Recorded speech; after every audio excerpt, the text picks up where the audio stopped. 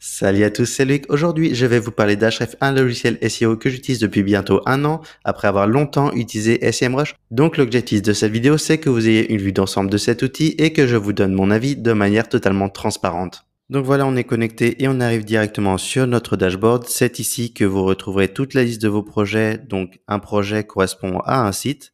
Si vous voulez rajouter un site, il faut cliquer sur Create et importer via la Google Search Console. Donc une fois que vous aurez connecté Ahref à Google Search Console, il va importer directement la liste de tous vos sites et vous pouvez sélectionner ou pas ceux que vous souhaitez ajouter.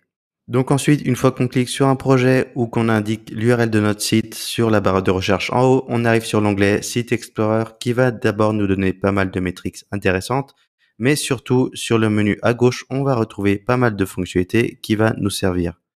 Donc déjà, sur Page Inspect, on va retrouver tous les changements qui ont lieu sur une URL donnée. Donc par exemple, ça peut être des mots qui ont été ajoutés ou enlevés. Donc là, vous voyez qu'on va retrouver toute la liste. Là, ici, par exemple, on voit qu'on a eu des paragraphes qui ont été rajoutés et d'autres qui ont été enlevés. Donc voilà, c'est assez intéressant, surtout si vous voulez voir les changements sur vos concurrents. Ensuite, on a site structure. Donc cet onglet, moi je trouve qu'il est pas vraiment utile. Après, c'est vrai que c'est pas mal pour comparer par exemple l'évolution par rapport à une date donnée et une autre. Ensuite, on retrouve calendrier. Donc calendar, en fait, ça va vous donner la variation de mots-clés. Par exemple, si vous avez gagné ou perdu des mots-clés. Donc voilà, c'est assez utile également. Opportunité, alors là, ça va être des recommandations qui sont données par Ahref. Moi, honnêtement, je m'en sers pas énormément.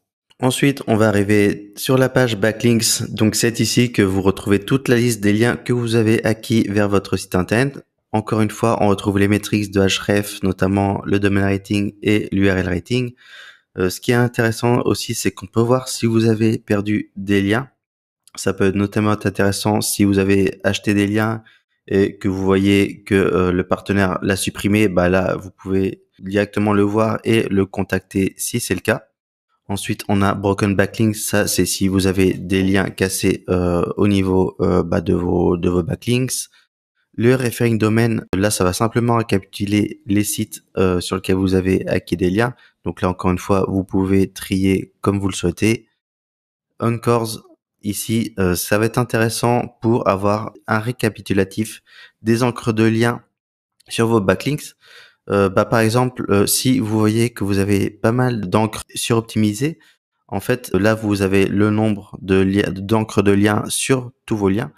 Donc, voilà, ça vous permettra d'arbitrer un petit peu les encres pour vos futurs liens et par exemple de diluer avec, je sais pas, une encre branding ou autre chose. Mais voilà, le but c'est de varier un petit peu les encres au niveau de votre stratégie de netlinking pour ne pas être suspect vis-à-vis de Google. Linking Authors, alors moi je trouve que cet onglet est pas trop utile, mais voilà, ça vous permet un petit peu d'avoir les auteurs sur les sites sur lesquels vous avez obtenu des liens. Voilà, ensuite, on va pas non plus tout voir, mais vous avez pas mal de choses intéressantes. Ensuite, on arrive sur la fonctionnalité Organic Keywords. Donc, c'est ici qu'on va retrouver toute la liste des mots-clés sur lesquels notre site rank. Donc, on va bien sûr retrouver toutes les métriques qu'on retrouve sur tous les outils, qui va être le volume de recherche, le keyword difficulty, le CPC, le trafic estimé, etc., etc. Mais surtout, la fonctionnalité que je préfère, ça va être Top Page. Tout simplement parce que en un coup d'œil, vous pouvez voir les meilleures pages qui performent le plus sur un site donné. Donc, ça va être surtout utile lorsque vous analysez un concurrent. En un coup d'œil, vous pouvez voir les pages qui performent le plus et vous inspirer, voilà, de leur stratégie et faire la même chose sur votre site internet. Ensuite, on a Organic Competitor.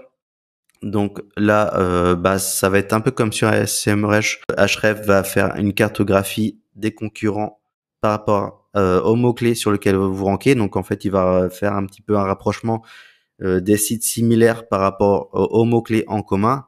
Et donc là, vous voyez que on retrouve mes principaux concurrents, donc ça va être expat.com, etc., etc. Mais c'est vraiment un gain de temps de fou parce que là, voilà, vous avez directement une liste de vos principaux concurrents et vous pouvez après aller sur chacun des sites et tout simplement aller piocher les mots-clés qui vous intéressent et les implémenter ensuite sur votre site internet. Alors ensuite, on a la deuxième fonctionnalité de Ahrefs qui est Keywords Explorer. Donc comme son nom l'indique, cette fonctionnalité permet de trouver des idées de mots-clés par rapport à une thématique. Donc là, dans notre exemple, on va voir par rapport à la requête assurance voyage. Et là, on voit qu'on a pas mal d'infos intéressantes. D'abord, on a le keyword difficulty, le volume de recherche, le trafic potentiel. On va avoir aussi pas mal d'idées de mots-clés qu'on va voir dans le détail par la suite. On va voir aussi des questions. Là, vous voyez que ce qui est intéressant, c'est qu'on a aussi la volatilité par rapport à cette recherche avec un historique de 2 ans. Et on a aussi le top 10. Alors, ce qui est intéressant ici, c'est qu'on va pouvoir comparer les SERP de la date actuelle par rapport à une date antérieure. Donc, par exemple, moi, si je veux comparer le terme assurance voyage par rapport aux résultats, admettons, de début juillet, donc juste avant les vacances. Ici, on voit qu'il y a eu pas mal d'évolutions. Donc déjà, le premier résultat sur Europe Assistante, on voit il a complètement dégagé. Pourquoi il a dégagé? Tout simplement parce qu'il y avait déjà une autre page qui est la page d'accueil d'Europe Assistante. Donc logiquement, Google s'est dit il voulait pas garder deux pages. Donc il en a enlevé une. On a la même chose avec AXA Assurance où on a AXA Voyage et devis en ligne de AXA. Donc vous voyez, déjà ce qui est intéressant, c'est que Google il essaye de minimiser le nombre de sites sur son top 10. Et là, aujourd'hui, au 9 septembre 2024, on a quasiment que des sites. D'ailleurs, tous les sites sont uniques. Il y a que AXA effectivement qu'on retrouve deux fois, mais le reste c'est des sites uniques. Et aussi, ce qui est intéressant, c'est quasiment que des pure players. Ce que je veux dire par là, c'est que aussi sur les requêtes génériques, Google va de moins en moins mettre en avant des comparatifs. Et d'ailleurs, le seul comparatif finalement qu'on retrouve sur cette requête, c'est le site Réassurez-moi, qui est aujourd'hui un site vraiment ultra bien foutu. Enfin, si vous êtes intéressé par la thématique assurance, franchement, regardez le site Réassurez-moi. Leur stratégie, elle est vraiment super top. Pareil, Google évite de plus en plus, essaie de plus en plus de mettre moins en avant les sites institutionnels parce que souvent ils répondent pas vraiment aux requêtes de l'internaute. Mais par contre, ce que recherche un internaute, en fait, que recherche assurance voyage, il veut directement avoir des devis des assureurs. Donc c'est pour ça que on retrouve ce type de résultat sur cette requête. Donc toujours dans Keyword Explorer, maintenant on va explorer un peu plus dans le détail les mots-clés liés à l'assurance voyage. Donc ici dans Matching Term, Ahrefs va vous lister d'abord tous les mots-clés qui contiennent la requête assurance voyage. Donc là vous voyez qu'ensuite ça va être catégorisé selon les termes également qui sont ajoutés. On va également retrouver les clusters par rapport à l'assurance voyage. Donc ça va être en fait toutes les groupes de mots-clés par rapport à une sous-thématique en fait de l'assurance voyage. Donc on va bien sûr retrouver l'assurance voyage, on va retrouver aussi toutes les requêtes liées aux marques, etc., etc. On a la même chose mais pour des termes un peu plus génériques. Ce qui est intéressant, c'est aussi qu'on va voir tous les mots-clés connexes par rapport à l'assurance voyage. Donc là, ça va surtout permettre de retrouver les marques en fait qui sont liées en fait à l'assurance voyage. Donc ça peut être pas mal aussi, par exemple, si vous voulez analyser un peu quels sont les acteurs présents sur ce type de requête. Et on a aussi Source Suggestion qui va plutôt être là pour vous donner des inspirations. Alors ensuite, une des fonctionnalités intéressantes de Ahrefs, mais qu'on va passer rapidement, ça va être tout ce qui est site audit. Donc ça va concrètement être lié à tout ce qui est problème technique sur votre site. Donc ici, par exemple, j'ai repris un de mes sites principaux et on peut voir directement le score de santé qui est à 95, donc c'est plutôt pas mal. Mais on voit quand même qu'il y a quelques petites choses à corriger, notamment des erreurs de page qui sont cassées, des liens, des balises alt manquantes, etc., etc. Donc voilà, ici on a un résumé visuel de tous les problèmes sur notre site. Et si on va aller dans le détail, il suffit de cliquer sur All Issue, mais on a également sur le menu à gauche tous les types d'erreurs qu'on peut avoir. Mais globalement, ici sur All Issue, ce qui est bien, c'est qu'on a un résumé rapide des problèmes qui sont à corriger. Donc par exemple, ici, je vois que j'ai 23 pages qui ont été crawlées, mais qui sont en 404, donc en fait qui redirigent vers aucune URL. Donc ça va être intéressant. On va pouvoir aller les analyser et ensuite je pourrais corriger sur mon site en faisant les redirections 301 qui sont appropriées. Donc si on retourne sur All Issues, on va retrouver à nouveau tous les problèmes liés au code HTTP. On va retrouver les problèmes liés à l'indexabilité, aux liens cassés, les images, les balises alt, les redirections, etc., etc. On va pas aller dans le détail parce que sinon ça prendrait vraiment une plombe. Mais voilà, on peut vraiment aller dans le détail assez profond pour corriger tous les problèmes. Et là, vous voyez que Href me met une petite alerte comme quoi en fait il n'a pas pu crawler tout mon site parce que il est un petit peu trop conséquent. Donc là, si on veut paramétrer, il suffit d'aller dans Project Setting. Et ici, je peux choisir déjà aussi la fréquence de crawl. Donc moi ici, j'ai mis weekly, mais on peut très bien mettre daily, monthly et choisir la date que l'on souhaite. Et surtout ici, on va pouvoir aussi inclure la limite de pages. Donc par exemple, moi j'ai mis 10 000, mais si vous avez un site plus gros, vous pouvez l'augmenter.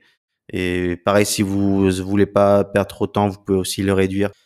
Ça permettra d'utiliser moins de ressources. Donc voilà, il y a pas mal de choses intéressantes, mais tout ça, je vous laisserai regarder par vous-même parce que ça prend pas mal de temps. Ensuite, une autre fonction classique qu'on retrouve sur la plupart des outils SEO, ça va être le rank tracker, donc le suivi des positionnements. Donc là, c'est tout simple, hein, c'est comme sur la plupart des autres logiciels. Il suffit d'aller sur votre site, de choisir le pays sur lequel vous voulez traquer vos mots-clés, la langue bien sûr, et de choisir les mots-clés que l'on veut suivre. Donc moi, je vais en mettre juste pour l'exemple. Donc après, concrètement, voilà à quoi ressemble votre suivi des positionnements. Donc là, je peux pas trop vous montrer parce qu'il s'agit d'un autre projet et c'est assez confidentiel. Mais voilà, concrètement, vous pouvez suivre l'évolution, les pertes de position, les évolutions, etc. Et aussi voir quels sont les concurrents qui vous ont passé devant. Donc voilà, Rank Tracker, c'est une fonctionnalité très complète pour le suivi de vos positions. Ensuite, on va voir la fonctionnalité Content Explorer qui, je trouve, est assez sous-exploitée, notamment si vous voulez booster votre stratégie netlinking. Donc là, je vais vous donner un exemple un peu plus parlant. On va retourner sur le thème de l'assurance voyage. Et là, ici, Href nous donne toute une liste d'articles qui sont liés à l'assurance voyage sur différents sites. Mais ce qui va être intéressant, ça va surtout être l'onglet auteur, où on va retrouver toute la liste des auteurs qui ont rédigé des articles liés à l'assurance voyage sur différents sites. Et en fait, là, ça va être intéressant parce que vous pouvez retrouver leur nom, leurs détails de contact, etc., etc. Et vous pourrez aller directement sur leur site ou sur leur profil LinkedIn pour aller les contacter et leur demander des articles invités ou faire des échanges de liens, ce qui fonctionne un peu plus régulièrement que juste aller demander des articles invités. Mais ça vous permet de gagner du temps et surtout de cibler vos demandes vraiment pour aller contacter les bonnes personnes plutôt que de faire une demande pas du tout qualifiée. Et là, pareil, sur l'onglet website. Donc là, vous retrouvez à nouveau toute la liste des sites qui ont rédigé des articles liés à l'assurance voyage. Donc là, ça va être intéressant aussi pour les ajouter, par exemple, sur un fichier Excel et contacter ces sites. Ce qui est cool, c'est que Href a également développé sa propre extension Google Chrome. On va voir que ça va être utile pour faire pas mal de petites choses. Donc bien sûr, première chose à faire, ça va être d'ajouter l'extension directement sur votre navigateur. Une fois que vous avez activé l'extension, il va falloir aussi le connecter à votre compte Href parce que là, vous voyez qu'on a pas mal de limitations au niveau des données. Donc, vous cliquez sur Sign in et vous cliquez sur votre compte Href. Donc, une fois qu'on a installé et activé l'extension, on va pouvoir tester ça ensemble. On va reprendre l'exemple de tout à l'heure sur les assurances voyage. Et là, vous voyez que on a directement le plugin qui nous donne pas mal de données. Mais par contre, le petit souci, c'est que c'est en anglais et pas en français. Donc, il va falloir déjà faire quelques petits paramétrages. Donc là, déjà, on va changer le pays. On va mettre la France. Au niveau de la localisation, pareil, il faut bien mettre la France. Langage, pareil, il faut bien mettre français. Domaine, il faut mettre google.fr. Et voilà, normalement, là, on a bien les paramètres qui se sont mis à jour. Et là, on retrouve bien les données en français avec le volume, etc., etc. Et voilà, ce qui est cool, c'est que pareil, sur les résultats de Google, pour chaque site, on retrouve également les données liés à Ahref. Et sur la droite, vous avez également des idées de mots-clés par rapport à la requête que vous avez indiquée. Ça ça reprend les données de Keyword Explorer qu'on a vu tout à l'heure. Donc voilà, ce qui est cool avec ça, donc c'est qu'en un coup d'œil, en fait, vous pouvez analyser la SERP avec directement toutes les métriques de Ahref. Donc ça permet quand même de gagner pas mal de temps. Ensuite, lorsqu'on va sur un site, on va pouvoir analyser un peu plus en détail cette page grâce à l'extension. Donc là, d'abord, on retrouve bien sûr toutes les métriques de Ahref, donc le domain rating, etc., etc. Au niveau du contenu, on va avoir la balise meta title, description. On a bien sûr le nombre de mots-clés. On va voir également la structure de la page avec les H2, les H3, etc. On va avoir pas mal de données sur l'indexation, les données structurées, etc., etc. On peut aussi activer la barre des metrics. Ça peut être aussi pas mal pour gagner du temps, pour avoir les données directement en haut sur votre navigateur. Donc voilà, ce plugin, il est vraiment pas mal. Et d'ailleurs, si vous êtes intéressé par d'autres extensions Chrome sur le SEO, je vous ai fait une vidéo à ce sujet et je vous mettrai le lien en description. Voilà, maintenant parlons d'un sujet sensible. Il s'agit bien sûr des tarifs sur Ahref. Donc globalement, on a 4 différents forfaits qui nous sont proposés. On a la version Lite à $129 par mois, une version standard à $249 par mois, une offre avancée à $449 par mois et une offre entreprise à $15 000 par mois. Assez récemment, Ahref a mis en place une offre starter à $29 par mois. Alors ça comprend juste 3 fonctionnalités qui sont Site Explorer, Keyword Explorer et Site Audit. Mais je trouve que la valeur ajoutée ne vaut pas du tout ce tarif, sachant qu'on a déjà une offre gratuite qui propose là en dessous Site Explorer et Site Audit. Donc honnêtement, ça sert à rien de payer 29 € pour juste 3 pauvres fonctionnalités. Autant utiliser Ubersuggest ou Alloscan, qui sont aussi des outils gratuits, mais qui sont assez complets si vous avez juste des besoins ponctuels et un seul site à gérer. Par contre, voilà, si comme moi, vous avez des besoins assez avancés, si vous êtes éditeur de site, consultant ou une agence, partez directement sur l'offre standard à $249 par mois qui propose 20 projets, 2 ans d'historique, 2000 mots-clés suivis, etc., etc. C'est honnêtement, je trouve, par rapport aux fonctionnalités, c'est l'offre la plus intéressante. Alors, si vous payez annuellement, en fait, ça vous reviendra à $2490 par an. Si on convertit en euros, ça revient en fait à 2290 € par an. Alors moi, l'année dernière, il faut savoir que j'avais payé 1790 € par an.